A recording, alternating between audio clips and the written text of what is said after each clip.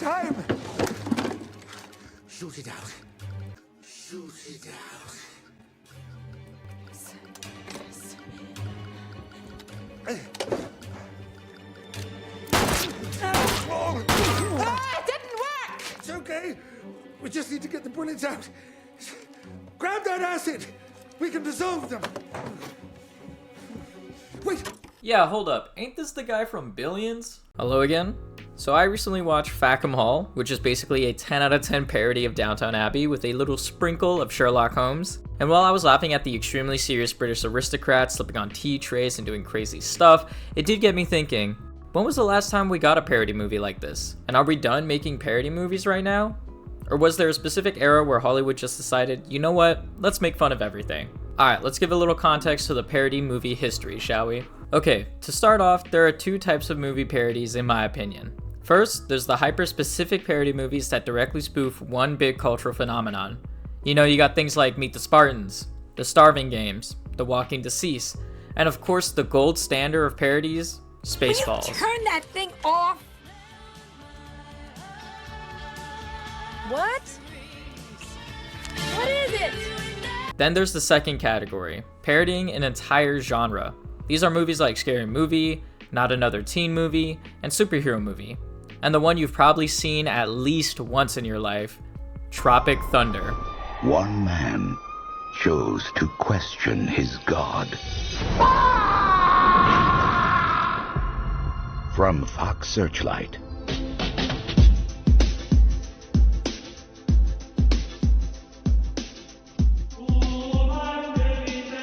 Five-time Academy Award winner Kirk Lazarus. And MTV Movie Award Best Kiss winner Tobey Maguire.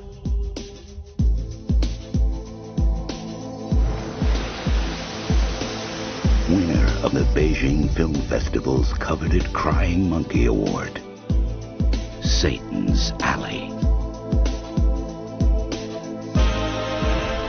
And if you were alive in the early 2000s, it felt like these were everywhere. Between 2000 and 2010, parody movies felt like a sub-industry within Hollywood, and then they kind of stopped. So what happened?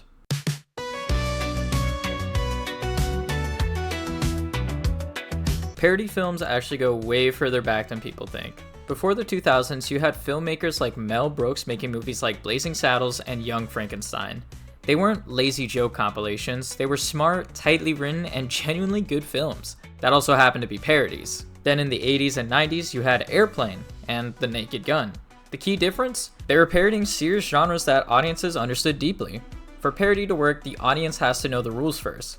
Take disaster movies before Airplane came out.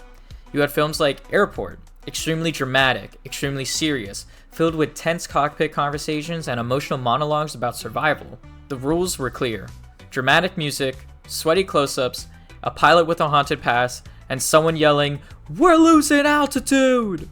So when Airplane plays those exact scenes completely straight, but replaces the emotional tension with absurd dialogue, the joke works because we recognize the blueprint. Same thing with police procedurals. By the time The Naked Gun came out, shows like Dragnet had established the ultra-serious, monotone detective delivery. So when Leslie Nielsen deadpans something completely ridiculous in that exact tones, it lands. Parody isn't really random chaos, it's imitation with exaggeration. And for decades, Hollywood gave comedians plenty of material to work with.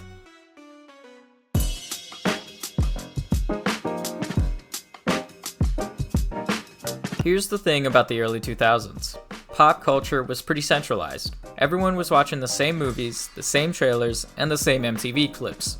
If The Matrix came out, everyone knew it. If Scream came out, everyone knew it. And if Titanic came out, everybody knew it.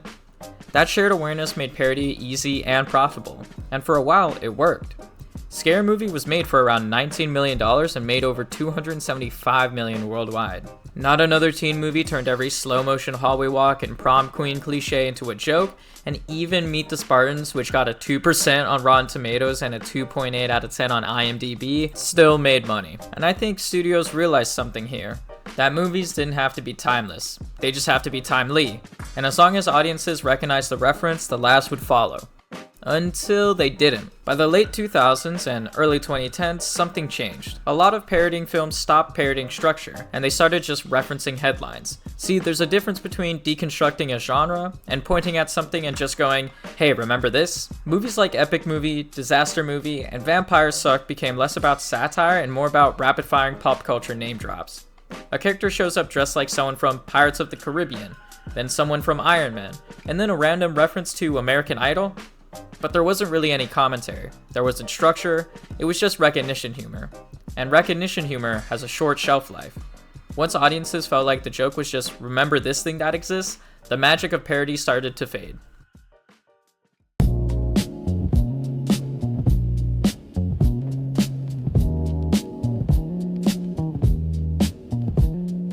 Shows like Game of Thrones ran for nearly a decade. Stranger Things has been a global event for years, and the Marvel Cinematic Universe has been running for over 15 years. So why didn't parody evolve with them? Maybe the difference is fragmentation. Yes, Game of Thrones was huge, but not everyone was watching it at the same pace. Streaming changed release schedules, algorithms personalized feeds, and fandoms became intense but segmented. Parody thrives on universality. It needs audiences to instantly say, oh, I know exactly what you're making fun of. And when culture splinters, satire loses its biggest weapon, that shared context. So maybe parody didn't die. Maybe studios just stopped seeing it as worth the risk. Modern Hollywood is built around intellectual property, it's franchises, sequels, shared universes, and brand protection. But when your business model depends on maintaining the seriousness of billion-dollar properties, parodies become complicated. If superhero films are funding your studio, you're probably not rushing to fund a movie that mocks them. Parody ages fast. Studios now want global box office hits that dominates the multi-year shelf life, and parody thrives on immediacy. It thrives on the right now, and right now doesn't always justify a $40 million marketing campaign. Comedy itself has also become riskier. Social media turns every joke into a debate, clips get pulled out of context, and the backlash cycle moves faster than press tours sometimes.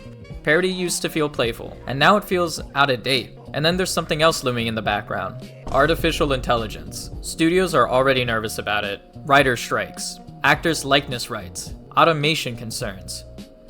Parody is imitation and exaggeration, and AI is built on imitation. If an algorithm can generate a superhero satire trailer in 30 seconds, why would a studio spend millions developing one? Now that doesn't mean AI will replace comedy, but it does make executives even more cautious about investing in genres that rely on remixing existing content. Parody used to feel like clever commentary. Now, in an era of algorithmic remix culture, it can feel like something the internet does just for free. So maybe we don't see many parody films anymore because the environment that once supported them doesn't exist.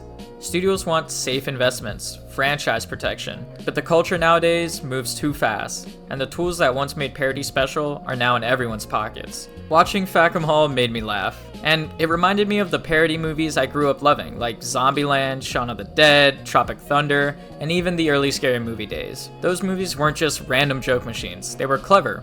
They understood the genres they were poking at. They were a product of a very specific cultural and industrial moment when audiences and studios were both in on it. And maybe we're just in a different moment now. But I don't think parody's dead. I think we're just waiting for the right creators and maybe the right cultural shift to bring it back in a smarter and maybe new way.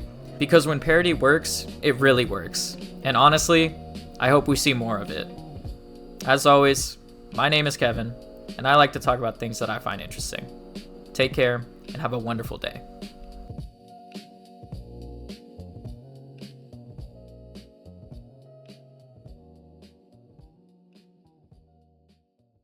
Dog, this cannot be a show. There's no way this is a real, is this a movie? This cannot be real. Oh my god.